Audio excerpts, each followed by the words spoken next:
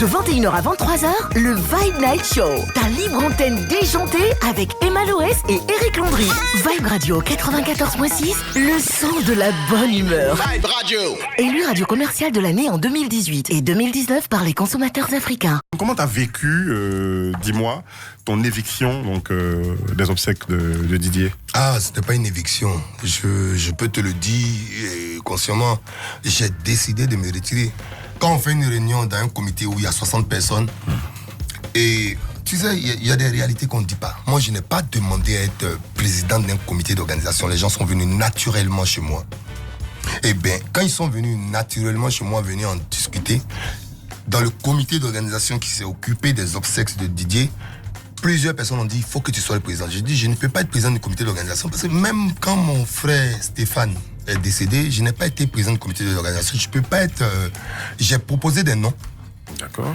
Pour que ces personnes-là soient au devant parce qu'ils vont aller au contact des autorités, tout ça. Et que je peux très bien assurer la gestion de ce deuil-là. Et en plus, je suis complètement engagé dans la famille. Je connais tout le monde dans la famille et forcément, j'allais avoir les rapports, les liens, tout ça. Et donc, la famille a beaucoup plus de sujets à développer. Comment il faut gérer ça, tout ça. Et donc, j'étais vraiment pas dans l'optique d'être dans une quelconque organisation.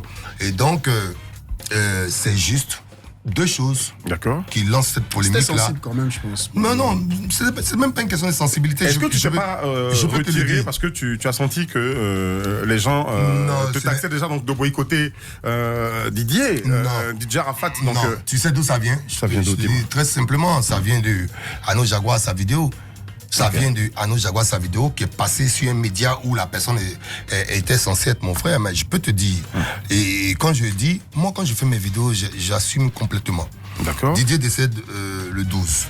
Et donc on est tellement occupé pendant qu'on ne veut pas l'être et que je n'ai même pas envie d'être sur place et je dois faire mon deuil, je n'arrive pas à faire mon deuil. Il y a une vidéo. Une deuxième vidéo. Le 13 soir, après la première réunion chez moi, le 13, par exemple, je peux te dire, je vais te donner des informations en même temps qui ont mené à tout ça. C'est-à-dire, le 13 soir, le 13 après-midi, maman Tina vient chez moi, on dit elle n'a pas vu son fils. Pourtant, elle, moi, on s'est parlé, elle dit je vais prendre les trophées de mon fils et je m'en vais à Ivo Sepp. J'ai dit maman, il faut aller prier pour lui, il faut aller le bénir. Et puis quand tu viens, tu finis à la maison, elle est partie. Elle l'a vu? Elle l'a vu. Donc quand j'entends 2 semaines après qu'elle n'a même pas vu son fils, c'est aberrant parce qu'il fallait qu'elle aille signer les papiers parce que moi et le ministre d'État on s'est rendu à Ivo Sepp la veille pour aller faire les histoires de papiers et j'ai fait en sorte qu'il n'y ait pas de photos qui soient divulguées. Voilà. Donc ça, ce point est réglé. Le même 13 dans la nuit, alors que 2 vidéos ont été faites pour dire que les gens veulent s'accaparer les funérailles de choses, le même 13 dans la nuit, entre minuit. On rappelle que ce sujet est sorti donc, dans le direct du manager de... Du manager le manager Arnaud Jaguar vient me voir en compagnie. Je suis avec Prince Alex, des gens qui sont très bien connus, très connus. Il y a Siro, il y a tout le monde. Il vient, il présente ses excuses, que c'était pas le but. Il pensait qu'on était en train de l'écarter, etc., etc. J'ai dit, mais mon petit... n'est pas en train d'écarter quelqu'un. Et donc moi, tout de suite, toutes les vidéos qui ont suivi après de gens qui étaient en train de parler, de polémiquer, je savais qu'ils étaient en train de pêcher gratuitement. Et moi, quand ils pêchent comme ça, que tu mon nom là, tu n'as pas vu que depuis combien de temps, 18 ans, je suis dans le game là, on n'a pas encore allé cotiser pour venir m'aider pour quelque chose. Parce que je fais les choses en aidant mon prochain, en passant mon prochain. Moi, je sais que je suis un grand humaniste. Je cherche à aider les gens. Et j'aurais pu, le 14, le vilipender, j'ai la photo, je vais vous la montrer. J'aurais pu le vilipender, mais je n'ai même pas fait ça. Il est passé à mon bureau il y a quoi, 1 semaine, 2 semaines pour venir me présenter des excuses officielles. Après, il est parti faire encore une vidéo.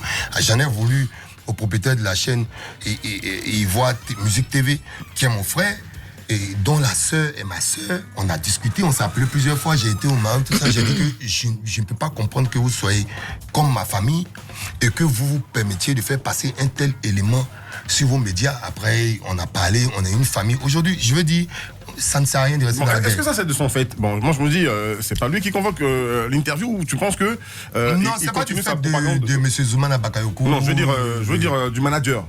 qui a répondu. Lui, il répond. Moi aujourd'hui, tu réponds à des questions. Il a pensé véritablement qu'il était exclu. Tout simplement, et dans son explication, je n'étais pas le premier cité, mais vu que c'est moi qu'on voyait à la télé et que c'est moi qui étais sur le plateau, le problème est venu de là. Et alors que moi, ça s'est imposé à moi. Et je suis désolé, mais s'il y a un vrai problème dans la musique ou dans le showbiz, je sais pas pour me la raconter, que ce soit ministre ou bien premier ministre, bien que ce soit, forcément on va m'appeler parce qu'on sait que je suis au contact des artistes. C'est pas parce que je veux me la raconter. Et il y a le passif. Quand tu entends que Abouboulé fait un accident, c'est moi qui m'en vais chercher la prise en charge. Quand tu débordes Likoufa qui fait vidéo, quand il fait son accident et ses danseurs, je descends de mon avion de France, c'est moi qui vais lutter encore sa prise en charge. C'est moi qui demande qu'on l'amène à la polyclinique pour le traiter. Les gens, ils ont la mémoire courte. Je le fais parce que j'ai les enfants. Si je ne suis pas là demain, j'espère qu'on aura pitié d'eux. Je fais les choses. Alors, quel intérêt y avait-il à être dans le comité d'organisation des obsèques? Je n'ai aucun intérêt à être dans le comité d'organisation des obsèques. Non, je veux dire, globalement, pas forcément toi. Est-ce qu'il y avait une affaire de gros sous qui circule? Chacun veut avoir sa quote-part. Mais attends, est-ce que le président du comité d'organisation des obsèques de Didier, c'est mon frère. Il a été très intelligent parce qu'il a pris ses distances sur tout ce qui était question financière et tout ça. C'est mon frère. Il a pris beaucoup de distance là-dessus et c'était bien. Mais lui, il peut vous dire, Siro pourra vous dire que même quand tu entends Mach qu'il faut faire un communiqué, chaque fois je leur fais un gros test comme ça pour leur dire que voici les actions que vous devez mener qui sont des actions fortes pour faire. Je n'ai pas besoin d'être dans un comité d'organisation pour m'exprimer. Les gens qui sont dans le comité d'organisation, c'est les personnes que je connais qui m'entourent. Moi, j'étais plutôt du côté de la famille. Les gens ne savent même pas si je vois Carmen, ils ne savent même pas si je vois Tina, si je vois. Je suis en contact régulier avec la famille. Aujourd'hui, il n'y a plus personne devant la maison là-bas. Ouais. Il n'y a plus personne. Mais quand on dit porte-parole de la famille là, on parle à moi. Quand on dit Tina là, on parle à moi. Quand on dit Carmen. Non, on a entendu dire quand même, avant qu'il ne nous quitte, donc DJ Arafat, il avait été isolé d'une certaine façon, il s'est senti seul, essayant d'organiser sa tournée. À un moment donné, il lui a manqué les moyens. Ok, et il y en a qui t'accusent aujourd'hui, donc qui t'ont toujours accusé d'avoir boycotté ton frangin. Non, mais écoute, qu'est-ce que tu peux répondre? Ce que je peux répondre est très simple, c'est de la grosse fiction. C'est ce qu'on appelle de la grosse fiction. C'est-à-dire que, honnêtement, vous êtes à Vibe. D'accord? Est-ce que je peux appeler Vibe pour dire qu'il ne faut pas faire passer le spot d'Arafat? C'est-à-dire que, essayons d'être un peu intelligents. C'est lui qui nous regarde là, même si tu n'es pas trop intelligent, qu'on ne t'a pas trop aidé, comment tu penses que Mola lui-même doit prendre son téléphone pour appeler Orange ou bien MTN ou bien qui que ce soit pour dire ne faites pas la tournée de Didier. Didier, le conseil qui lui a été donné, c'était que ce n'était pas le moment propice pour faire une tournée. Parce que je vais vous dire, contractuellement, on a signé une activité. Beno l'a dit, personne n'y a fait attention, mais on a signé une activité avec une grande marque. D'accord. Où lui et Beno devaient aller en clash et j'étais leur modérateur. Et Beno, vous lui demandez, il vous le dira. On a tourné des vidéos sur ce truc-là. Ils devaient faire une chanson commune ensemble. Ils devaient faire une tournée en Côte d'Ivoire qui devait amener à la réconciliation. Donc lui et moi, on ne pouvait pas se voir à cette période-là, à part pour les éléments vidéo qui allaient sortir. Et c'est une activité de Erico Seri Original Entertainment qui est financée par Orange, Côte d'Ivoire. Et j'ai déjà pris cet agent. Vous partez devant le 15 décembre, il fait Orange Family Show, ensuite Beno fait et après moi je fais Orange Family Show, c'est un contrat global. Et donc il devait aller en clash, faire une chanson de réconciliation, faire un concert de face à face et ensuite faire une tournée qui partait sur tout 2020 jusqu'à la campagne électorale. Les gens ne le savent pas, mais on était soumis contractuellement, on a été obligé de demander si on pouvait en parler. Et je veux dire, quand les gens sont en train de prendre leur péché, tu les laisses prendre leur péché. Bon, je veux dire, il y a des choses simples qu'on ne veut pas retenir. Quand je parle, on va dire que les extrémistes vont dire... Mais au-delà de lui dire non, c'est pas le moment de faire ta tournée, quand il insiste, est-ce que c'est parce que tu lui as dit que c'était pas le moment de faire sa tournée que non, tu t'es... tu ne peux pas faire une tournée. Écoute, tu t'es tenu loin de lui parce qu'il t'a pas écouté peut-être. J'ai été de tous les conseils à Didier. C'est-à-dire que même quand tu vas aller chez lui, là, il n'y a pas quelqu'un qui est parti gérer ses contrats universels, les vérifier, voir si c'est OK ou pas, tout ça. J'avais entièrement sa confiance. Je prends un cas simple. Il faut que les gens comprennent, il faut qu'ils arrêtent la fiction. Emma est là, elle peut témoigner. Quand il y a une histoire avec Didier, c'est pas moi qui dis à Didier pardon, c'est Didier qui m'appelle pour dire le vieux pardon. Je ne suis pas l'ami de Didier, je suis presque son petit papa. C'est-à-dire, quand il y a un vrai problème, forcément, ça va passer par moi pour être solutionné. Les gens, comme je dis, ils ont la mémoire courte.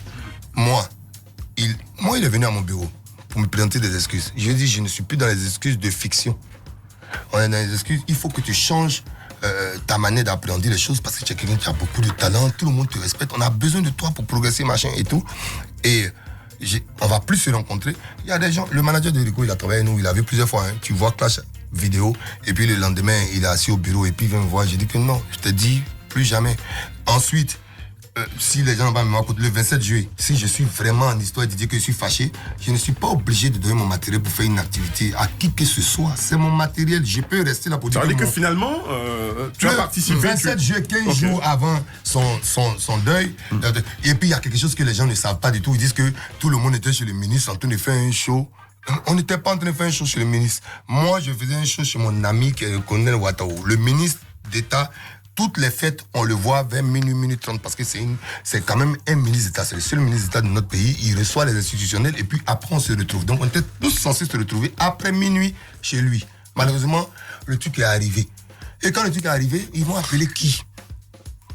Vous savez combien de temps il a fait là-bas? Les gens ne savent même pas le minimum de dispositions qui ont été prises. Ils ne savent même pas. Et puis, après, tu vois tout ce qu'il y a autour, des mensonges, de la fiction. Bon, c'est l'émoi, et puis peut-être que la communication n'a pas été bien gérée, et puis en même temps, les gens ont voulu protéger certaines choses. D'accord. C'est quelque chose qui me touche encore, qui me marque. J'ai mal vécu le deuil de mon... Absolument. On dit là, parce que c'est beaucoup de choses que nous avons partagées ensemble, et puis quand les gens sont... Attends, Arafat est moi depuis qu'il a traité... On peut parler de coups de buzz, de marketing. Non, mais ils ont essayé, mais pour finalement avoir quoi? Rien du tout. Pour finalement avoir quoi? Rien du tout. Et c'est choquant après de comment ça part. Après maintenant, je sais que j'ai une responsabilité et que j'ai ma responsabilité vis-à-vis de la famille et je n'ai pas le choix. Je ne peux pas j'ai ce devoir-là, je vais le faire et puis je vais faire ce qu'il y a à faire. Et puis, si Dieu me donne toujours la force, les enfants vont progresser, ils vont être ensemble, ils vont être des frères. Rien n'a changé. Pendant le deuil, mes enfants étaient là. Ils sont allés déposer leur gèbe de fleurs pour leur oncle parce que eux-mêmes, pour leur expliquer que leur oncle est vraiment décédé, là, ça a pris du temps. Ils viennent te poser des questions. C'est ces enfants. Vous pensez que quand Arafat va en France, vous pensez combien de jours il fait avec mes enfants à la maison? Je prends des histoires simples. Quand on parle maintenant, aujourd'hui, on est en train de chercher les répartitions, les droits de l'adresse va où? Chez la mère de mes enfants, c'est chez nous que les papiers là viennent. D'accord. Ailleurs. Donc, comment tu veux que je vienne discuter avec quelqu'un qui dit que moi je suis comme ça, j'ai conçu ça, j'ai fait comme ça, et puis que chacun dit ce qu'il veut, pendant que je sais qu'il ne sait pas dans le vrai. D'accord. Il n'y a pas de discussion. D'accord. À un moment donné, tu es resté silencieux. Comment tu as vécu ça? Mais c'était difficile. Tu sais, quand tu dois annoncer à tout le monde, c'est quelque chose de délicat, de choquant. Tu penses, et après tu as des proches dedans que tu dois consoler. Finalement, en fait, tu demeures toujours le grand frère qui va assumer tous les trucs qui arrivent parce que tu as passé ton temps à assumer. Tu te poses des questions sur qu'est-ce que tu as échoué, tout ça. Je veux dire quelque chose clairement ici. Dis-nous. Pendant le deuil, vous voyez, Emma fait semblant, il est en train de regarder son portable. Mais qu'est-ce que tu veux que je fasse? Si à 2h du matin, Emma se sent pas bien et puis elle vient chez moi, je suis dans ma chambre, elle ouvre la porte et puis elle tombe en pleurant. Il y a des choses qu'on a vécues. Mais on les a vécues, ces choses. Les conseils, ils ont été donnés. Il y a plein de choses. Bon, moi-même, je suis pas bien émotionnellement. Mais je suis obligé d'être fort. Si Emma vient chez moi à 2h du matin, en pleine semaine, elle voit que je ne suis pas en train de dormir, elle ouvre la porte et puis elle vient s'étale sur mon lit et puis elle pleure.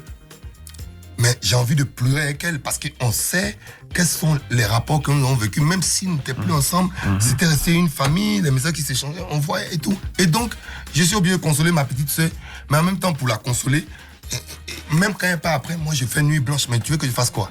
Maman Tina vient pleurer, tu veux que je fasse quoi? Je la console, mes enfants pleurent. Je la console quand il y a des tensions dans la famille, je suis obligé. Et donc, tu ne vis pas bien le deuil, tu es obligé de prendre de la distance un moment et tu es obligé de te cacher pour pleurer.